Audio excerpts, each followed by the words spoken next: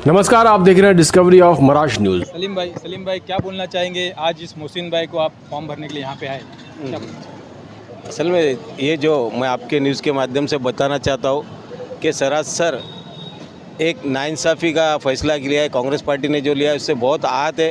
Congress party के सभी पदाधिकारी और यहाँ के कार्यकर्ता आहत है, क्योंकि 165 अंधेरी विधानसभा और 164 विधानसभा दोनों ही कांग्रेस की थी, लेकिन कांग्रेस पार्टी खुद ही अपने हाथ से सफाया करना चाहती है। जो उसकी अध्यक्षा है, मुंबई अध्यक्षा वर्षाताई गायकवाड़, इन्होंने कांग्रेस पार्टी के हित में नहीं, ये अपने पर्सनल हित के इसमें सारे डिसीजन लिए। ये पूरी मुंबई कांग्रेस जानती है। आज जगह जगह पे इनके विरोध में ये हो रहा है और इनकी सारी बातें लेकर हमने हाईकमान तक भी रखी है और आगे भी रखेंगे। लेकिन आपने बताया कि बीजेपी का यहाँ से सफाया करना ऐसी बात आ रही है, लेकिन ऐसे टुकड़े टुकड़े में अगर बट के इलेक्शन में खड़े रह के अगर काम करेंगे तो वोट का बंटवारा होगा तो बीजेपी जीत ही जाएगी। आपकी बात बिल्कुल ठीक है, हमें भी नहीं अच्छा लग रहा है कि वोट का बंटवारा हो, लेकिन जब पार्टी ये बात हमारी ताकत को समझनी नहीं है तो हमारे को पार्टी को बात भर के वोट तो लेते हैं, लेकिन जहाँ मुसलमान कैंडिडेट की बात आती है तो आप पीछे हट जाते हैं। आपको मराठा नज़र आता है, ओबीसी नज़र आता है, दलित नज़र आता है।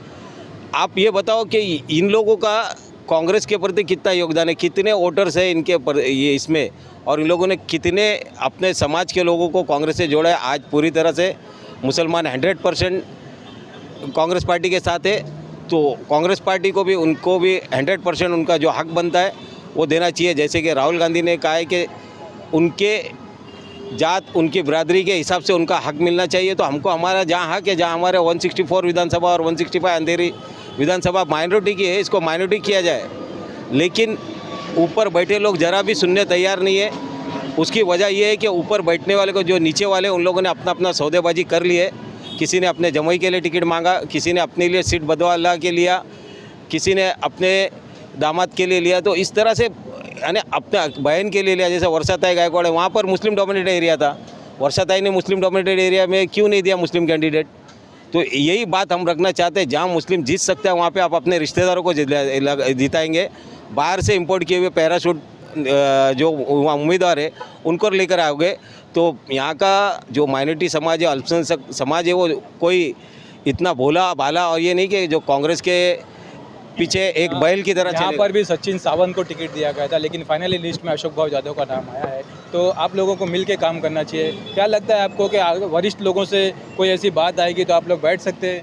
नहीं, अब बैठने और ये इसकी बात हो गई। अब तो वर्चस्व की लड़ाई, यहाँ के माइनॉरिटी को ये अपनी ताकत दिखाना पड़ेगा, उनको ये ताकत समझाना पड़ेगा कि माइनॉरिटी की ताकत क्या है।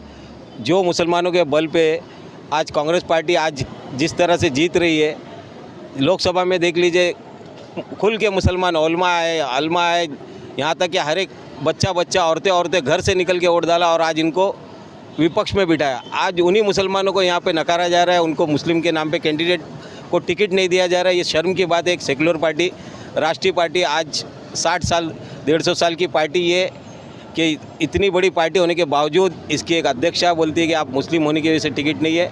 ये बहुत ही दुख की बात है और इसी दुख को जताने और अपना विरोध प्रदर्शन करने के लिए, अपनी ताकत को बताने के लिए 165 अंधेरी विधानसभा से जो एक 165 के काबिल 25 साल से नगर सेवक रहे, 5 टर्म यहाँ के जनता के हर सुख दुख, कोविड से लेकर गर्मी बारिश में उन्होंने लोगों को अपना योगदान दिया है। हर वक्त 24/7 उनका ऑफिस दरवाज़ा खुला रहता है। तो एक ऐसे उम्मीदवार को टिकट ना देते हुए, जो 10 साल से यहाँ पे आमदार गायब था, उसको टिकट दिया है। इसी का विरोध प्रदर्शन करने और अपनी ताकत को बताने के लिए किया और हम पूरी तरह से मोहसिन नगर के साथ में और यहाँ 165 की पूरी जनता मोहसिन नगर के साथ में।